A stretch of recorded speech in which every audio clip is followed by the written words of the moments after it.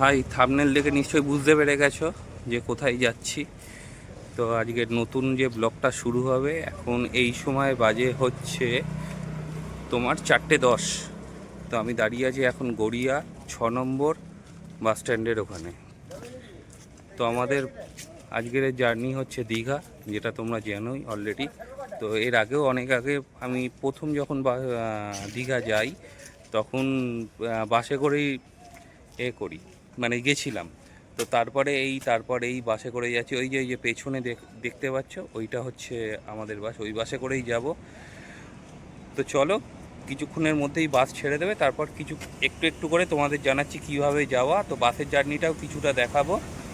তো বাকি কথাটা তোমাদের কিছুক্ষণ বাদে হচ্ছে। আজকের ফ্যামিলি সমেতেই যাচ্ছি এই ট্রিপে, খুব short trip, weekend trip Digha.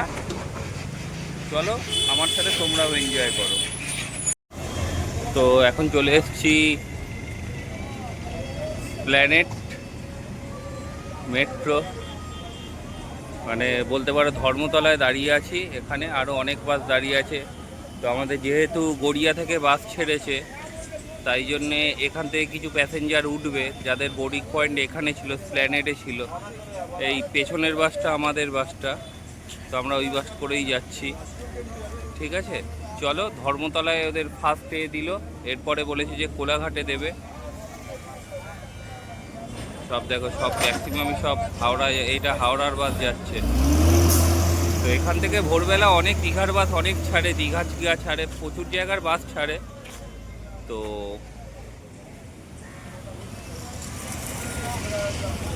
ভোরের আকাশ, বুঝেছো, এখন বাজে 5:15 বাজে। তো এইসব বাস দাঁড়িয়ে আছে। কোলাঘাটের কিছুটা আগে দাঁড়িয়ে আছি আমরা। তো এখানে সব 10 মিনিটের জন্য ব্রেক দিয়েছে, যাদের ফ্রেশ হওয়ার একটু ফ্রেশ হয়ে নেবে, খাওয়া দাওয়া যদি কিছু কারুর করা থাকে সেটা খেয়ে নেবে।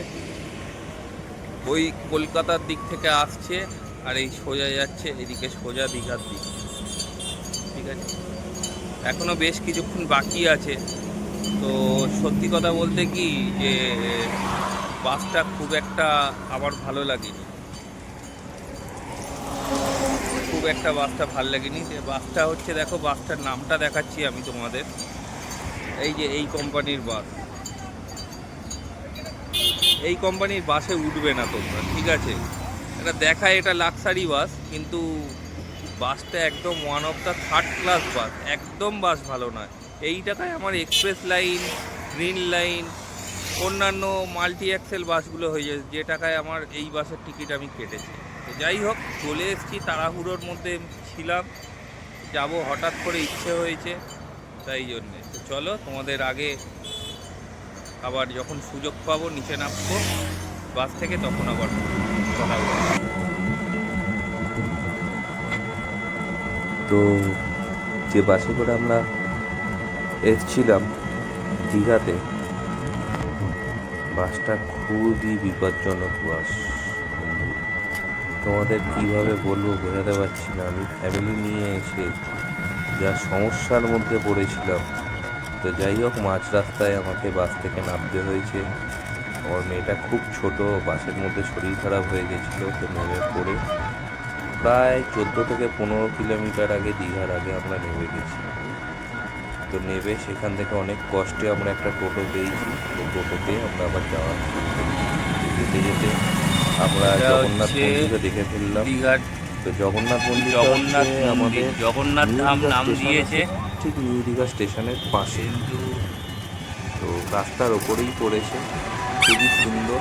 আবার ওইদিকে মাসির বাড়িও আছে। যাওয়ার সময় এত সমস্যার মধ্যে দিয়ে এসেও জগন্নাথ ধামের দর্শন করে আমরা দীঘাতে ঢুকছি, খুব ভালো।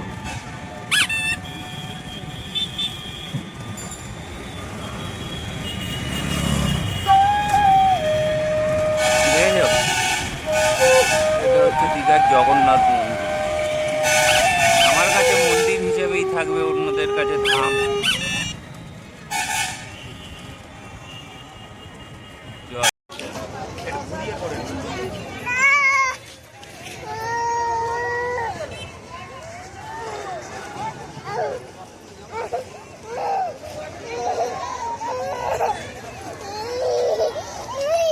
এই তো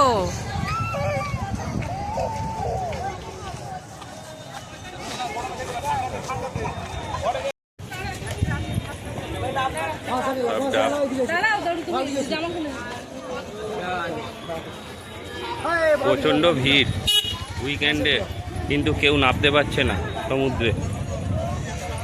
এই যে দেখো, সব স্নান না করেই ব্যাক করছে, স্নান না করেই ব্যাক করছে সব। যাই হোক, চলো বিচের কাছে এসে ঘুরে গেলাম, আবার সন্ধেবেলার দিকে আসবো। প্রচণ্ড রোদ, রোদে থাকা যাবে না। আমি ফ্যামিলি নিয়ে এসেছি তো, তাই জন্যে বাচ্চাটাকে নিয়ে এই রোদে বেশিক্ষণ থাকা যাবে না। আর পেছনে দেখছো তোমাদের দীঘার সি বিচ, সব চান করার জন্য গেছিলো, কিন্তু কেউ চান করতে পারিনি, কারণ কি বলে জোয়ারের টাইম এখন, প্রচণ্ড জলের ফোর্স আছে, তো কাউকে নামতে দিচ্ছে না। তো আমিও বেশিক্ষণ জলে নামার জন্য আসিনি, আমি একটু বিচটা দেখতে এসেছিলাম কেমন। উইকেন্ডে যেমন ভিড় হওয়ার তেমনই আছে দীঘা, বেশিক্ষণ না থেকে রোদ প্রচণ্ড, তো রোদের মধ্যে এত ভিড়, সব দাঁড়িয়ে আছে, বসারও জায়গা নেই। তো তাই জন্য আমি একটু আমার হোটেলেই আবার ব্যাক করছি। একটু রোদটা পড়ে গেলে বা বিকেলের দিকে আবার একটু বিচ এক্সপ্লোর করতে বেরোবো, তো তখন তোমাদের সাথে কথা হচ্ছে। এখানেও খাজার দোকান। আসবে না ভাই?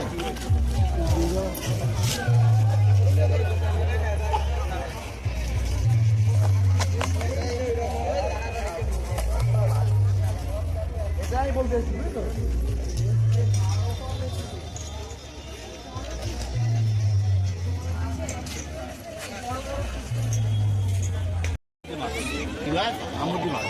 আমুদি খেতে হবে।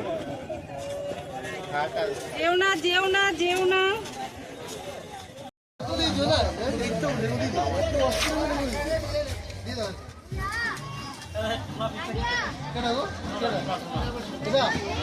এটা আছে তোমার 120 আছে, কত প্লেট? 50 এটা 120 আছে, 150 আছে, 130 আছে।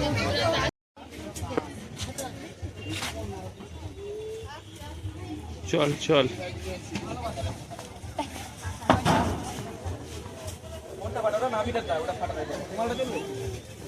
এই মার্কেটের এই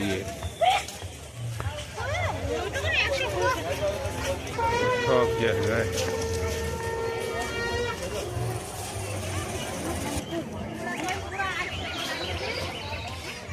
সন্ধ্যেবেলা 7টা বাজে, নিউ দীঘা সি বিচের এই অবস্থা। আজ শনিবার, উইকেন্ড।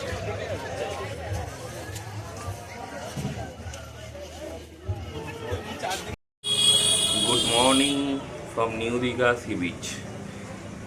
এখন সকালবেলা ওই 7:20-25 বাজে, মানে 7:30 এখনো হয়নি। তো এই বিচের অলরেডি দোকানগুলো খুলে গেছে, দেখতে পাচ্ছ সব।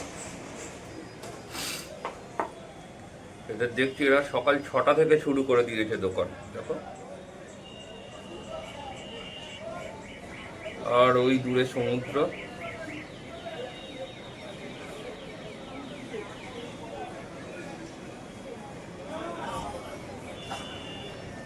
গরম আছে, কলকাতায় কি অবস্থা এখনো জানি না।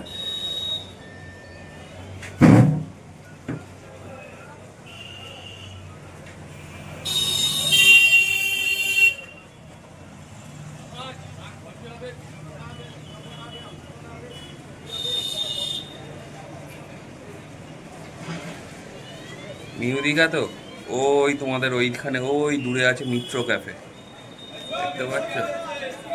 এই যে মিত্র ক্যাফে, মিত্র ক্যাফের সামনেই আমি একটা হোটেলে আছি।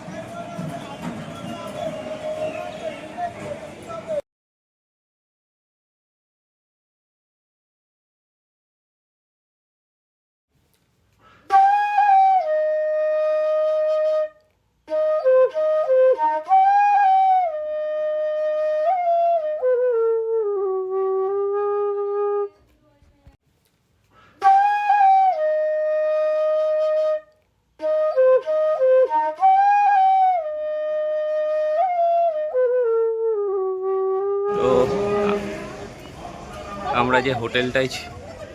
আমরা যে হোটেলটায় ছিলাম, হোটেলটা মানে বসন্ত প্রিয়া, এই হচ্ছে হোটেলটার পুরো বিল্ডিং। ঠিক আছে, একদম নিউ দীঘা। এই মিত্র ক্যাফে আছে ওইদিকে, টয়লেটের এতে একদম উল্টো দিকেই সি বিচ। ঠিক আছে,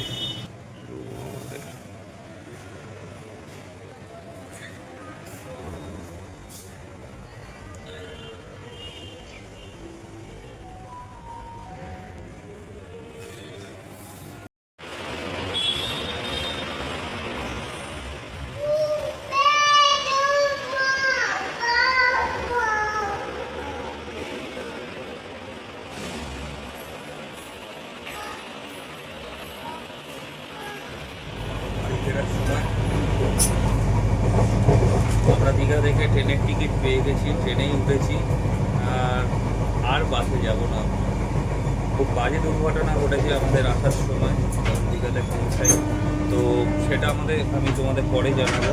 কিন্তু একটা বাজে দুর্ঘটনা ঘটেছে, দুর্ঘটনা ঠিক নয়, মানে একটা বাসের এক্সপিরিয়েন্সটা খুব ভালো যায়, সেটা সব ডিটেলসে জানাবো, কোন বাস, কী বাস, কেন, কী কারণে। তো এবার থেকে আসার সময় আমি তো অ্যাটলিস্ট দীঘা আসার সময় বাসে আসবো, ট্রেনের যদি সুবিধা থাকে তাহলে ট্রেনেই আসবো, নাহলে বাসে আর আপনি আসবো না। চলো আবার নতুন ব্লগে তোমাদের সাথে দেখা হবে। খুব ভালো থেকো, আশা করি পুজো খুব ভালো কাটিয়েছো।